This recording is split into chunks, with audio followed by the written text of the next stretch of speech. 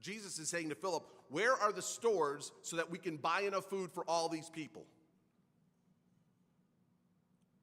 And what's interesting is Philip doesn't say there's not enough food, which is the obvious answer.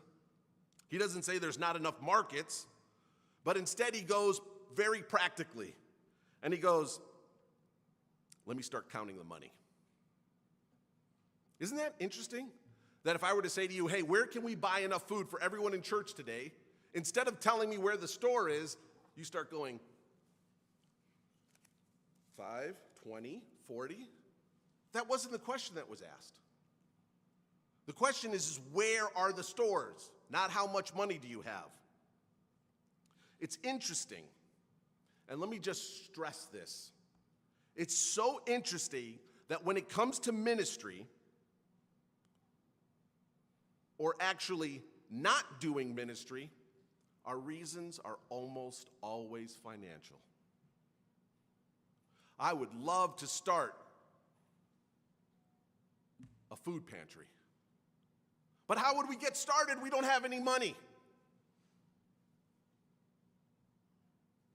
How would we do this? I mean, our church could really make a significant difference if we were able to, but we're just too small and we don't have the necessary funds. We should absolutely be horrendously ashamed of ourselves when the reason we don't do ministry is because we say we don't have enough money to do it. If we look at every ministry that has been impactful over history, they all had one thing in common.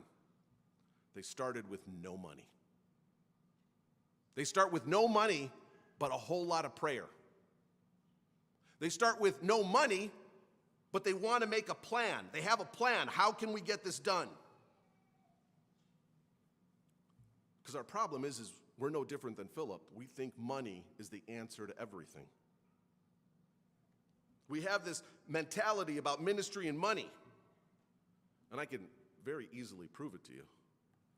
How many times have you said, if I had $1 billion, imagine what I could do?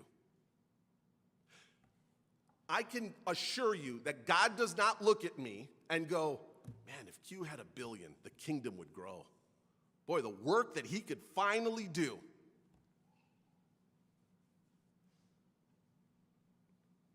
Philip went practical while dealing with the supernatural.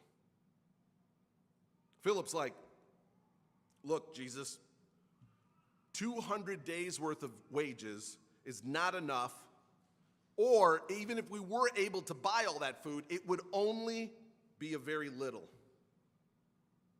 See, Philip knows that without the earthly resources, without all of our well laid out plans, even if we did our absolute best, everyone could only get a little. And he even says maybe they would get a little. Here comes this little boy who's discovered in the crowd. He has barley loaves and a few fish. And the disciples are like, well, this kid has a little bit of food, but I'm not even sure how that's going to help. See, because they're going back to the practical and financial. But Jesus wasn't concerned in the least.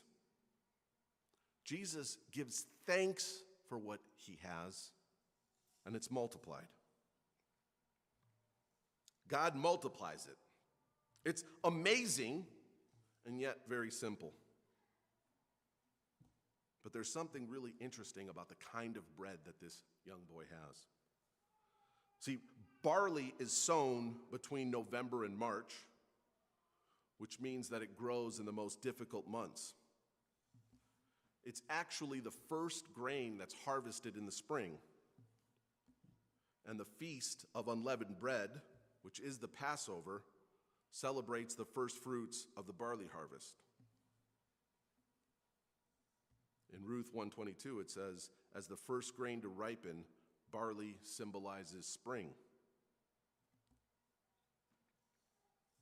See, the first omer of barley was reaped on the Sunday after Passover, which is the festival, the feast of the first fruits.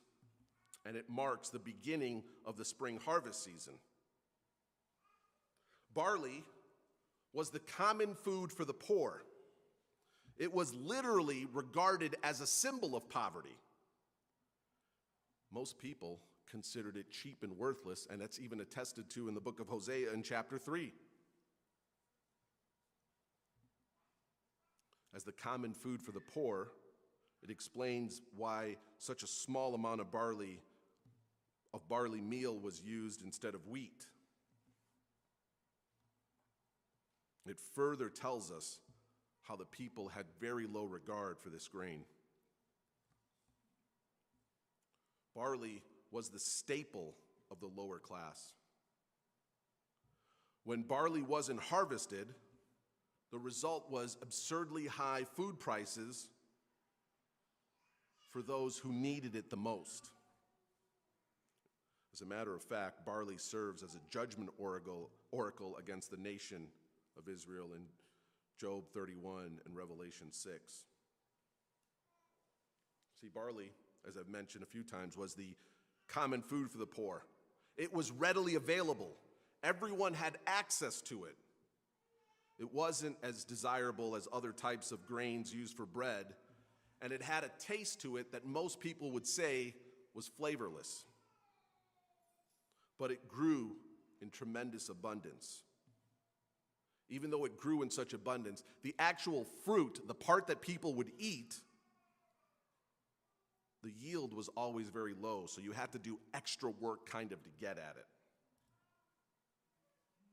But again, it was the food of the common man. It was the food of the poor.